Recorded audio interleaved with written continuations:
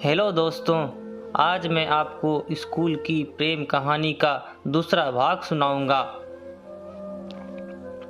कहानी के पहले भाग में हमने पढ़ा कि आकाश अपनी लाइफ में बिल्कुल अकेला होता है और तभी उसकी ज़िंदगी में शिवानी नाम के एक लड़की की एंट्री होती है। शिवानी को देखते ही देखते आकाश अपना पूरा साल निकाल देता है। कई महीनों तक वो बस शिवानी को देखता ही रह जाता है, पर कुछ दिनों बाद वो हिम्मत करके शिवानी के पास जाता है और उसे अपने दिल का हाल बता देता है। अगर आपने अभी तक इसका पहला भाग नहीं पढ़ा है तो नीचे डिस्क्रिप्शन में लिंक है, क्लिक करके पहले उसे पढ़ लें ताकि आपको पूरी कहानी समझ में आ जाए। अब इस कहानी में आगे क्या होता है वो मैं आपको बताऊंगा। क्योंकि आकाश भी एक समझदार लड़का था तो उसने शिवानी को समझाने की बजाय उसकी बातों को समझा और भारी मन से बोला, ठीक है, मैं उस दिन का इंतजार करूंगा। धीरे धीरे एग्जाम खत्म हो गए और अब बारी आ गई रिजल्ट के दिन की, जिस दिन शिवानी ने आकाश से मिलने का वादा किया था। पर उस दिन पता नहीं क्यों पर शिवानी आई ही नहीं और बाद में आकाश को पता चला कि शिवानी के पापा आए और उसका रिजल्ट लेकर चले भी गए।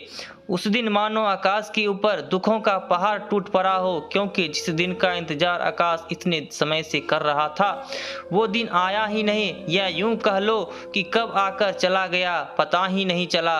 पर कहते हैं ना, हर शख्स का इलाज होता है। वक्त ने आकाश के इस जख्म को भर दिया और अब उस बात को बीते कई साल हो चुके थे, पर शायद वक्त को कुछ और वक्त चाहिए था आकाश का जख्म भरने के लिए। पर तब तक आकाश की मुलाकात शिवानी से हो गई। आकाश को एक बुक लंच इवेंट के लिए बुलाया गया था और जब आकाश ने उस बुक के राइटर का नाम शिवानी पढ़ा तो बिना कुछ सोचे उसने आने के लिए हाँ कह दिया। आकाश के पैरों के नीचे से जमीन तब खिसक गई जब उसने सच में शिवानी को वहां देखा। शिवानी को देखते ही आकाश को सारी पुरानी बातें याद आ गई, पर आकाश ने सोच लिया था कि वो शिवानी से बात किए बिना वहां से नहीं जाएगा। बुक लंच इवेंट खत्म हुआ, सब वहां से चले गए। स्टेज पर बचे थे सिर्फ शिवानी और आकाश। दोनों एक दूसरे को देख रहे थे, पर दोनों में से किसी की हिम्मत नहीं हो रही थी कि पहले बात कौन शुरू करे। पर कहते हैं ना, लेडीज फर्स्ट। शिवानी ने आकाश से कहा, इतने दूर क्यों बैठे हो, यहाँ मेरे पास आओ।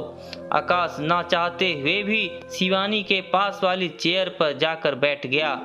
शिवानी कहती है, शायद तुम्हें पता नहीं, शो खत्म हो चुका है। आकाश के मन में कई सारे सवाल थे, पर उनको किनारे करते हुए आकाश ने धीरे से पूछा, कैसी हो तुम? शिवानी कहती है, मैं ठीक हूँ, तुम बताओ। आकाश कहता है, मैं भी ठीक हूँ। शिवानी मुस्कुराते हुए, लगता है तुम्हारी बीवी तुम्हें कुछ ज़्यादा ही खिलाती है, ज़्यादा ही मोटे हो गए हो तुम। आकाश ने कहा, मैंने अभी तक शादी नहीं की और शायद कभी कर भी ना पाऊँ। मेरा छोड़ो, तुम अपना बताओ। शिवानी कहती है, मैं आज भी तुमसे वही कहूँगी जो पहले कहती थी, मुझे अपने फ्यूचर पर फोकस करना है। आकाश ने कहा, मैंने उस दिन शाम तक तुम्हारा इंतजार किया, मुझे पता था कि तुम नहीं आओगी, पर बार बार मैं अपने आप को झूठी तसल्ली दे रहा था कि शायद तुम आओ। पर झूठ कितना ही बड़ा क्यों न हो, सच के सामने हमेशा छोटा ही होता है। मुझे जानना है कि उस दिन तुम क्यों नहीं आई। अगर तुम्हारे दिल में मेरे लिए कुछ नहीं था तो तुमने मुझसे मिलने का झूठा वादा क्यों किया? शायद शिवानी के पास इसका कोई जवाब नहीं था, इसलिए वो चुपचाप बस आकाश की बातें सुन रही थी। आकाश ने कहा, शायद तुमने बिना कुछ कहे ही मुझे जवाब दे दिया। चलो मैं भूल जाता हूँ उस दिन को। और शिवानी के सामने अपने घुटनों पर बैठ जाता है और कहता है, मैं सब कुछ भूलने को तैयार हूँ, पर क्या तुम भी सब कुछ भूलकर मुझे अपनाने को तैयार हो? ये कहते हुए आकाश की आंखों में आंसू आ गए। उसने कहा, मैं तुमसे अपने प्यार की भीख मांगता हूँ, प्लीज मुझे मेरा प्यार दे दो। शिवानी ने अपनी चुप्पी तोड़ते हुए कहा, मैं अब वो शिवानी नहीं रही जो 12th स्टैंडर्ड में थी। और शिवानी ने बगल में रखी छड़ी उठाई और उसके सहारे उठने लगी। जब मैं आखिरी एग्ज़ाम देकर घर जा रही थी तब मेरा एक्सीडेंट हो गया था और उसकी वजह से मैं आज तक चल नहीं पाई।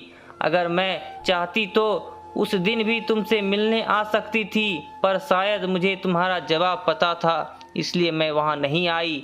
कुछ भी कहने से पहले तुम एक बार अच्छी तरह सोच लेना। इतना कहकर शिवानी वहाँ से जाने लगी। आकाश ने पीछे से आवाज़ लगाया और कहा, मैंने तुम्हें आज तक गलत समझा, पर आज मुझे पता चल गया कि गलत तुम नहीं मैं था, जो बिना कुछ जाने तुम्हारे लिए ना जाने क्या क्या सोचता था। अगर तुम उस दिन मुझे ये सब बता देती तो शायद मेरे दिल में तुम्हारे लिए प्यार कम हो जाता, लेकिन उस समय मैं नादान था।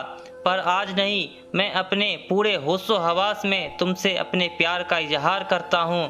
कहो, क्या तुम मेरे प्यार की इस अर्जी को स्वीकार करती हो? मैंने तुमसे प्यार किया ना कि तुम्हारे चेहरे, तुम्हारी चाल या तुम्हारे नज़र से। अगर तुम भी मुझसे प्यार करती हो तो मेरे प्यार को कबूल करो।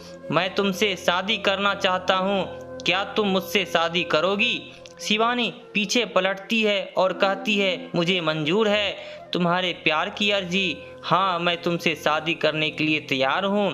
कुछ दिनों बाद दोनों अपने घर वालों की मर्जी से शादी कर लेते हैं और शादी के बाद शिवानी को कभी ऐसा महसूस नहीं होता कि वो चल नहीं सकती, बल्कि फेरों के समय भी जब शिवानी छड़ी का सहारा लेकर चलने की कोशिश करती है तो आकाश उसके हाथ से छड़ी ले लेता है और उसे अपनी गोद में उठाकर फेरे लेता है।